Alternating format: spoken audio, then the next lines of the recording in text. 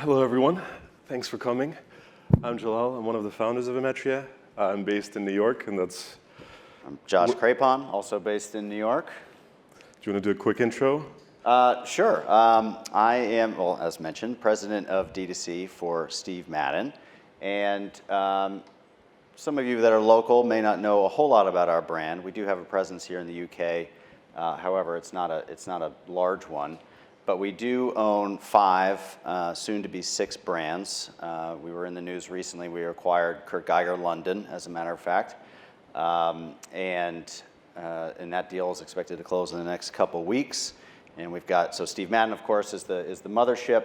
We are still a founder-led company. Steve himself is very, very much involved in the business.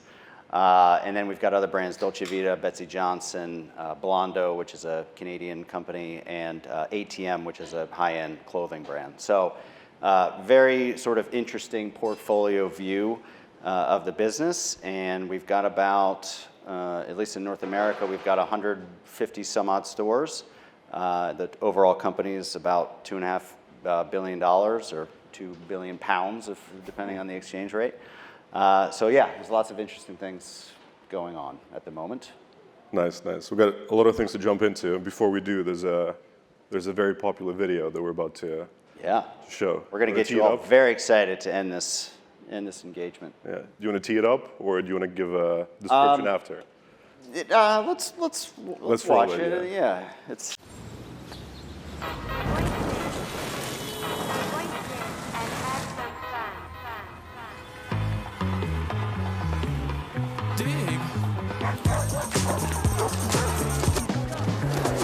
The chills that you spill up my back keep me filled with satisfaction when we're done. Satisfaction of what's to come. I couldn't ask for another. Your groove, I do deeply dig. No walls, only the bridge. My supper dish, my crocketesh red. Sing it, baby. I couldn't ask for another. Showtime, here we go. Watch closely.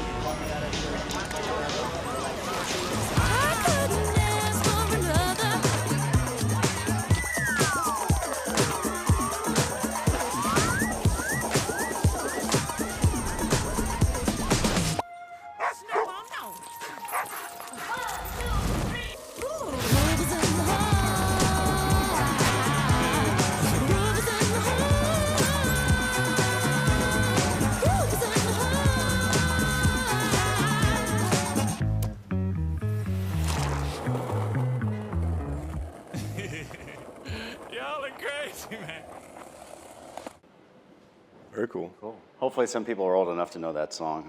That was like a big part of my of growing up. So yeah, that was Steve with the cameo at the hot dog stand. But you know, we're not a brand that uses many celebrities, and I think that's kind of one of these things that we've been talking about when we get into brand authenticity and some of these other things. The other, just to also put myself on the spot, by the way, this video has garnered some awards, which is pretty exciting for the team, just because it's a lot of work that goes into these productions, the media campaigns that go behind it. So that's an exciting output. But if you sort of fast forward, this is from last fall, to the environment today, I mean, Steve Madden itself is very much a New York brand, and we are a global company. We sell in 30 some odd countries. So this idea of being a New York brand, what does that mean to people outside of the United States these days? It's a slightly different, given the current environment. So it's actually been a challenge to try to figure out how to come up with and create content when maybe it's not the best idea to lean too heavily into the sort of American background, just because, let's be honest, like we're not favored in some nations at the moment. Canada's a great example. I mean, like our friends up north, and you're like, here's this video, it's very New York heavy, and they're just like, yeah, I don't think that's going to play well here. So, you know, we've been trying to encourage the teams to actually figure out a content strategy that has been relevant for their own local markets, and will still, like from a mothership perspective, put the campaign level creative together. But it's just like there's always something that's like a challenge, and this has been one that's been interesting for us, obviously, because it's mostly man-made. Not to get too political, but it's it's been some extensive work on our resource to try to come up with things that are still appealing to each individual market. And let's jump straight. You can finally ask a question. Yeah. I mean, we have 40 minutes. Actually, we need to keep time. We'll show the 30-minute version of that. Yeah. But you talk a lot about brand authenticity, and you kind of touched upon a bit when you talked about the video. What does it mean for Steve Madden, brand authenticity, especially now, and why is it so important for you guys? Yeah, I mean, that's such a hard question because, I mean, the brand itself has been around for 35 years. So you can't be around for 35 years if there's not like an authentic element to that. And as I mentioned, being in New York is like, that's our DNA. And, you know, so how do you extend that into this environment today? Because I will say again, I mean, at least in the States, I mean, it's crisis mode. I mean, every fashion, apparel, and footwear retail brand is under an intense amount of pressure.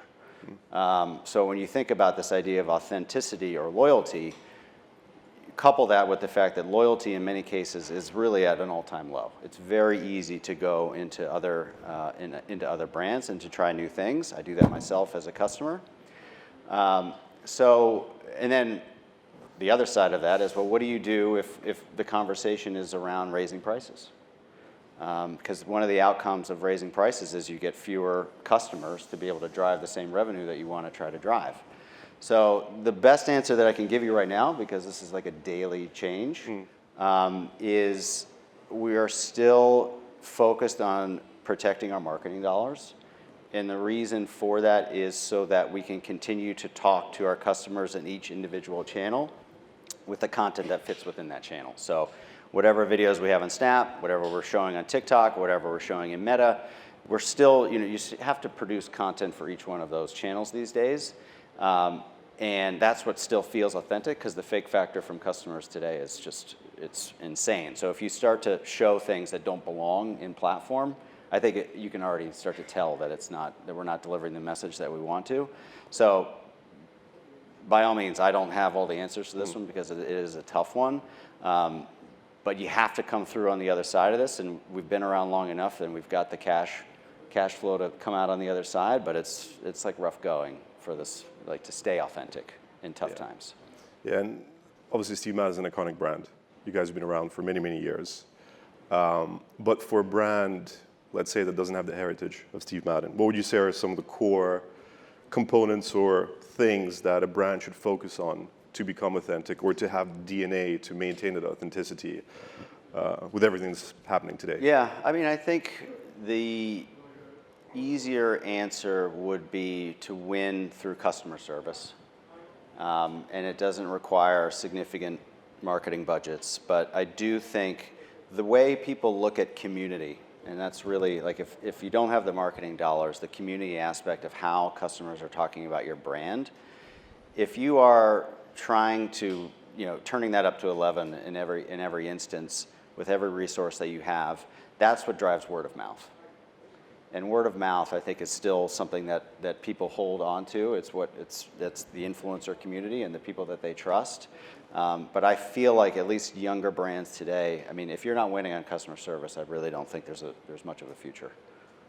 Interesting. So customer service community, what about the product or any kind of marketing campaigns or anything around that can also help with brand authenticity? Yeah. Well, like I said, I think the diversification of marketing is really important now. I think even if you look at tools like AI to help you create assets that you can spread across different platforms, because protecting your marketing cost, obviously, I should have said having great product is paramount to any success. And again, I just think if you can deliver a great experience for a customer, they will tell their friends. Yeah. And you mentioned this, but maintaining brand authenticity and focusing some of the things that might not drive short-term revenue versus focusing on things that might actually have a negative impact on brand authenticity. How do you draw the line? What things do you focus on? How do you kind of maintain it? And once again, with some of the headwinds that brands are experiencing Sure. today.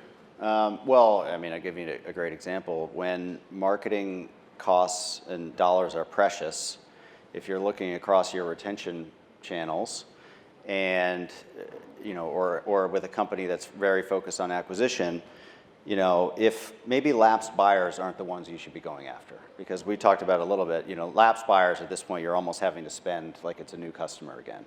And if they're not engaging with your brand in whatever your time period is, 12 months, 18 months, that might be a good time to use those dollars and to like put those dollars into acquisition or to retain the customers that that are already engaging with you, because you're going to have to make choices. Yeah. And you mentioned AI. I think we all mentioned AI today. Yeah, have to. It's required. It's required, you have to. What's your perspective, and changing themes a bit, what's your perspective, what's your approach to innovation? What's your approach, what's Steve Madden's approach, how do you guys handle it? And feel free to mention Ometria as many times as you want. Oh, okay. But isn't that implied that we're, yeah, Of course. Okay. So, first it's the, build versus buy conversation. And I think for most of us in this audience, the ability to buy in a cheat to win scenario, because the companies like Ometria that have invested millions of dollars in capital to provide tools for us as brands to be able to do our jobs better, I could never build that in-house. I mean, even it's not something that we think about. So this idea of capital expenses in digital is not really needed so much anymore. And I think, so that's really the starting point. And then I think it's very simple, but you have to start with problems, because I think Holly showed the slide, there's so many companies out there that do everything, right? They solve all the problems, they solve personalization, they solve, So if you're not starting with a problem, it's very easy to become enamored with what anyone is showing you. And again, in times when resources are a bit tighter, if you're not saying, okay, these are the things that we can't solve either with AI or through another partnership, then again, I think that's probably time better spent somewhere else. Yeah. And with all the technologies available today, how would, obviously starting with the problem, but a lot of brands have many, many problems. I appreciate you can prioritize it, but are there any key things or any focus areas that you would advise brands to look at or focus on? Yeah, I mean, I think, well, even from a marketing perspective, one of the initiatives that I'm probably most excited with right now with technology is we've all, we sort of think of Google and Meta as the taxes that we all have to pay as brands.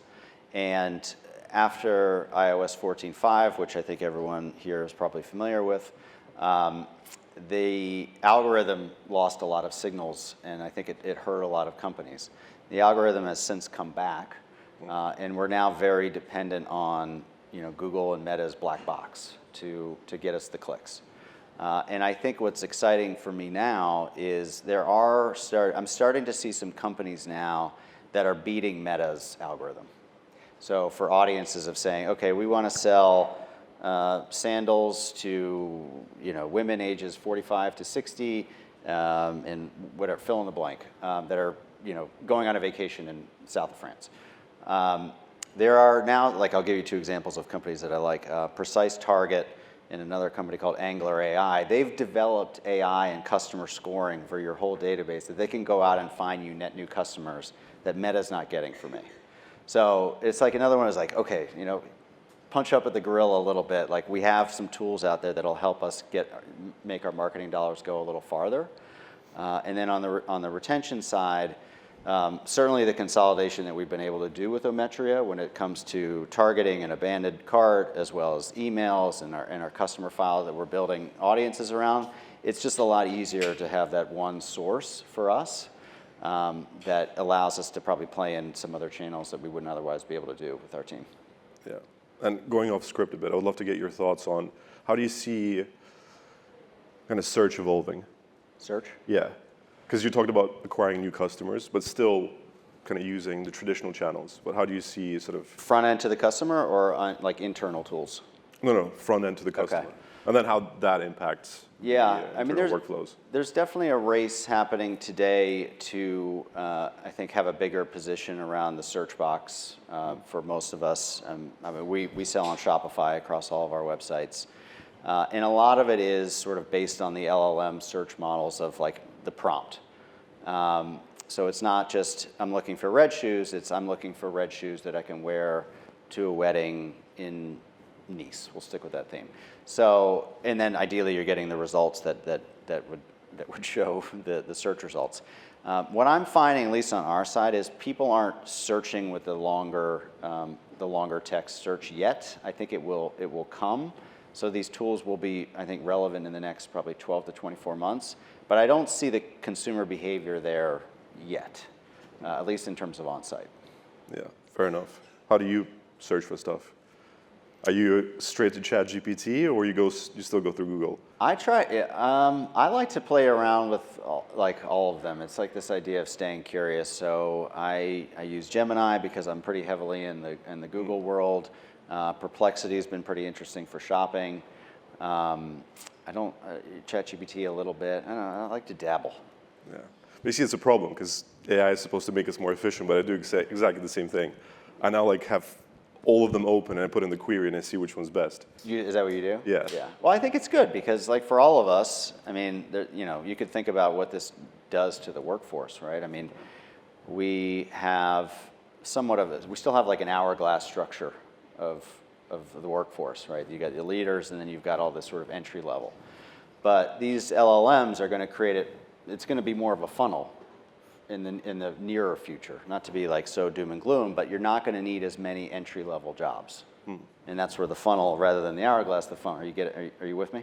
Yeah. Okay. Yeah. So, I mean, I guess for anyone that's younger, it's like if you're not using these tools to better your job, I think that's a very like I'm nervous for kids that graduate from college today. My oldest kid is 14. Like they need to know how to use these tools or find jobs that aren't going to be heavily rounded around these LLMs.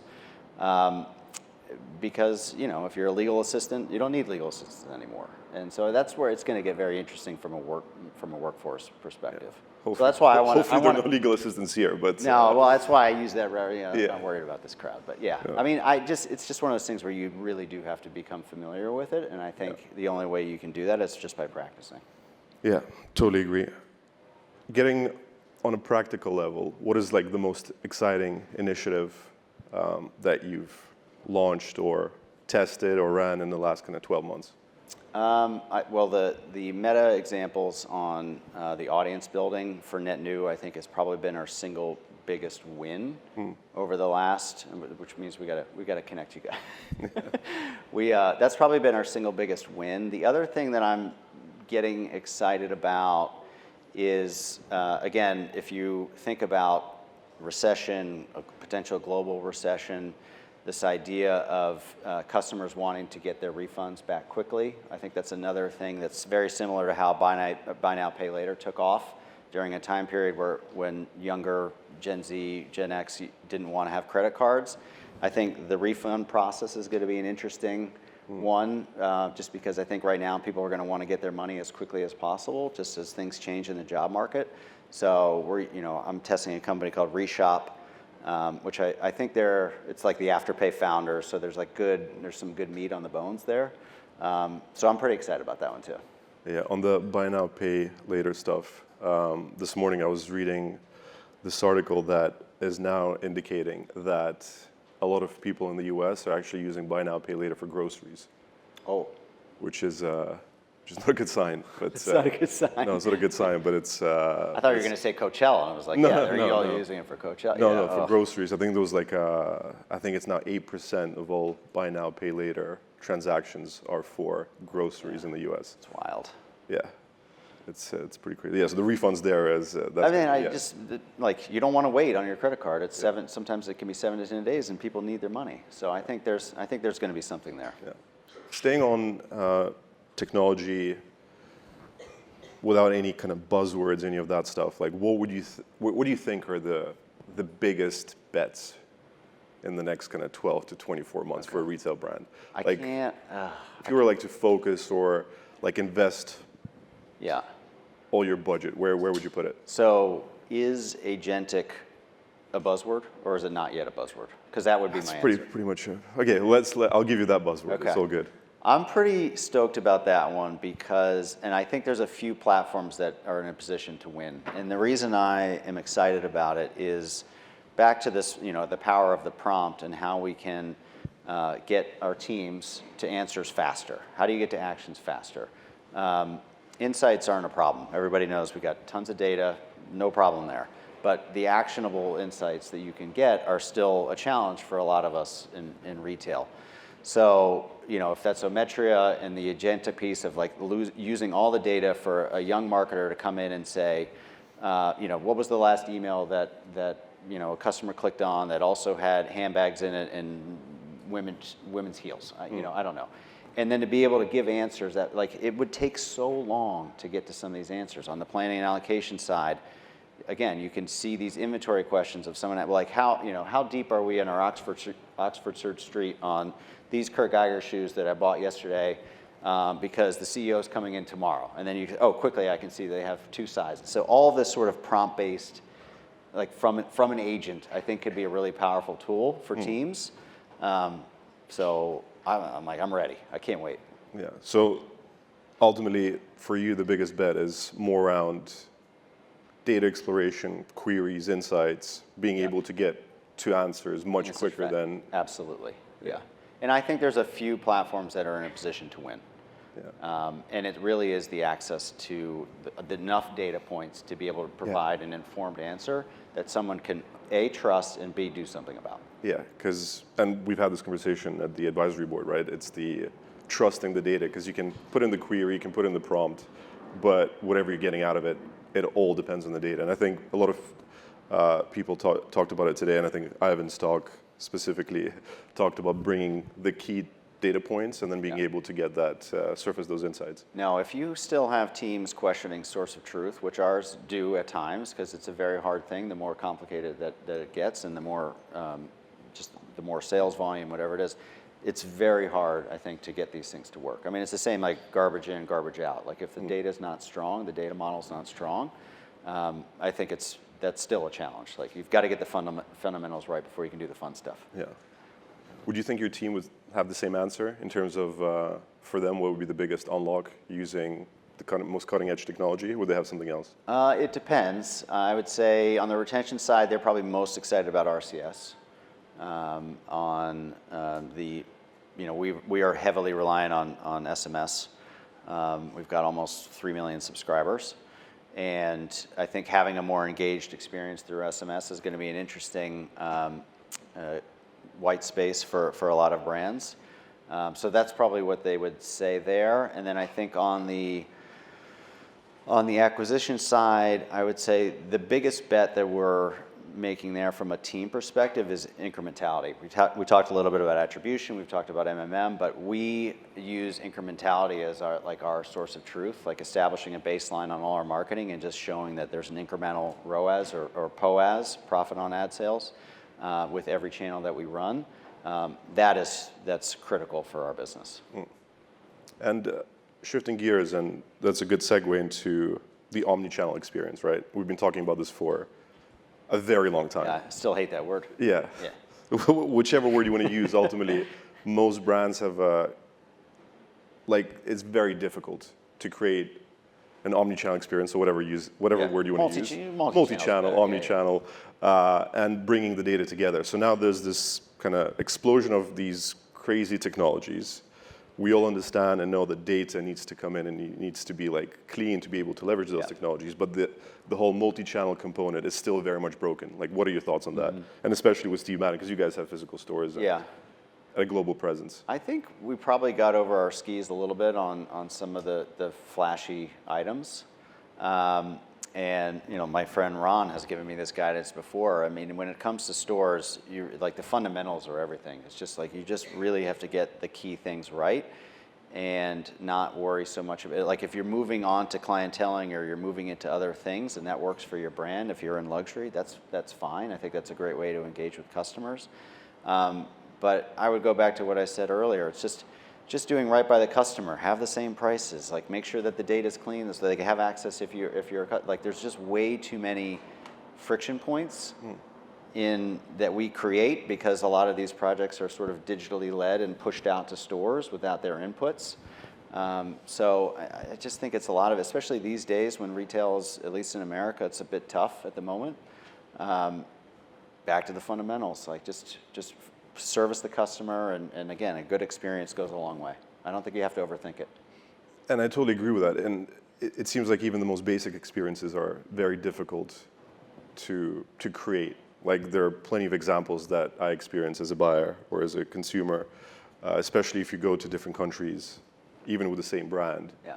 You still get a pretty disjointed experience. What do you think the biggest blockers are? Because once again, it seems like a pretty obvious thing to solve for, but a lot of brands are still struggling to get that right.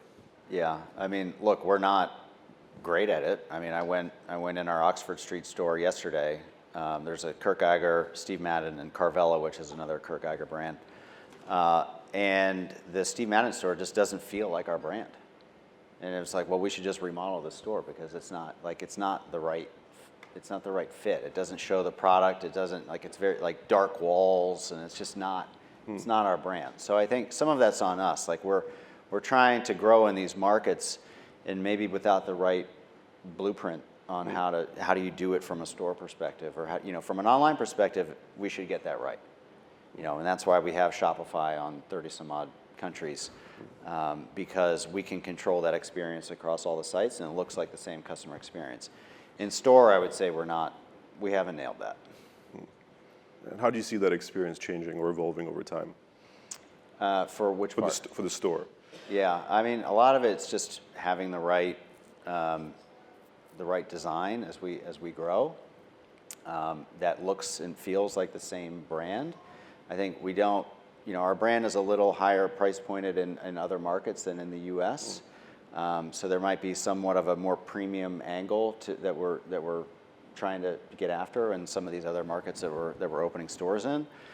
So it's not a one size fits all by any stretch. But I think it still needs to feel, and it's sort of like, do you lean in on the New York vibe when you're opening a store in Dubai or you're opening a store in the Netherlands? It's hard to say, but I think that's our DNA, so I think we have to stand behind it. How do you make that decision? Because it's tough, right? If you want to maintain that brand authenticity that we talked about in New York and you're opening a store in Dubai. Yeah, I'd like to think it still works, because I do think there's enough interest out there as we grow that it's like, yes, we are an American brand. We've been around. Like, this is what we do best. We don't have a lot of competitors, and there's a reason for that because we're very good at what we do. And I would be one of those people who's just like, you got to lean into that. Like, times will change, things will pass, elected leaders will move on. Yeah. And I think that's where it's like I would rather stay the course and then just find ways to support them in any way that we can. To help them get through some of those tougher conversations. But yeah, I think we've got to stick to our DNA. Yeah, that makes sense. It's obviously we're in London, but I want to ask you about the tariffs, right? Because I think it'd be interesting for the audience to know like the impact of the tariffs specifically on U.S. brands, and most importantly, how you see that spilling over to like the brands that are located in other parts of the world but might sell to the U.S., or how it's impacting them in general. Yeah. Well, at least from my own remit, the importance of growing international right now that has moved to the top of my my priority list, because they're trying to take advantage of markets where we don't have some of this tariff pressure. At least from an e-commerce perspective, that's been a pretty big focus of ours. Like, well, how can we scale faster? What else can we do to help us grow faster? For companies operating in the U.S., I mean, I feel for everybody. I just think it's very difficult, even if you're not as exposed to China as some are. We have a variety of exposure to China. In our retail and e-commerce business, we've done a pretty good job of mitigating. So by the fall, nobody quote me on this, by the fall we'll have 0% in China for all of our retail business.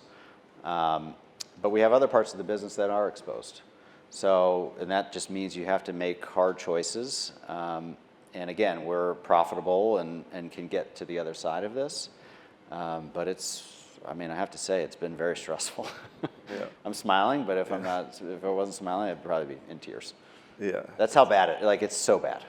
Yeah, and I think it's very difficult to appreciate the difficulty if you're not there, and if you're not in the U.S. and if you're not a brand that's exporting from these different countries. But also the damage has been done. I mean, it could be resolved tomorrow potentially. But I mean, if you think about what it means for boats leaving China, or what it means for product that's going into Europe or going into other countries. I mean, look at the global markets. I mean, it's really thrown this thing for a loop. And so even if we solve the tariff problem, I think there's still a lot of recovery that will have to happen. And I would say, again, we're in the COVID playbook. I mean, you look at price increases, you look at layoffs, you look at merit freezes, you look at going back to your suppliers and asking for discounts. I mean, it is literally the COVID playbook 5 years later, but at least it's fresh. Yeah. Yeah. Yeah, because I think you and I were discussing that you're reusing some of those kind of. Oh, without a doubt. Like, we've done all those things that I just mentioned. Yeah. Yeah. Well, any thoughts on how that can impact the brands that are not directly exposed or in the U.S.? Who are in the U.S.? No, outside of the U.S. Oh. I don't know, just do some victory laps. Thanks. No, I would say if you work for a global company, I mean, and let's say you're based here or in mainland Europe, I mean, know that your partners in the U.S. are having a difficult time. So I do think, going to your boss or the owners or whatever it is, and just to help maybe take on some of that heavy lifting of maybe you need some incremental investments, because you trust that the people who are running global companies are looking outside of the U.S. for opportunities to grow. So I would just say that's probably a good opportunity for some people. Nice. We've talked about tech. We've talked about consumer experiences. We've talked about tariffs. There's been a lot of different things that we've talked about, not we, but the different speakers, different panels with Ron. What is the biggest kind of takeaway for you from today that you think the audience or everyone here should kind of leave with? What is the single most important thing that people should be focusing on for the foreseeable future? I would say my advice is always to stay curious. And I don't think you all would be in this audience if you weren't curious about something you're going to learn, someone you're going to meet for the first time, someone you're going to talk to at Ometria. If you're looking at them or you're already a customer, I think most people are probably here because they're curious. Otherwise, they would just be in the office working. And for me personally, it's like my sort of mantra is always like, am I supported, am I learning, and am I earning? And I think you're not learning if you're not staying curious. I mean, and nobody has all the answers, not even Ivan. And so thank you for saying that. Yeah, and so that's always we just got to learn. Like, we're all in it together. I mean, that's the other thing. If there's competitors or not, like, we are in this together. Yeah. And just don't be shy and ask questions and just keep learning. Yeah, no, very cool. Well, thank you. You're welcome. Thank you for joining us. Thank you for being in London. And thank you for sharing your thoughts and knowledge. It was a pleasure. Thank you.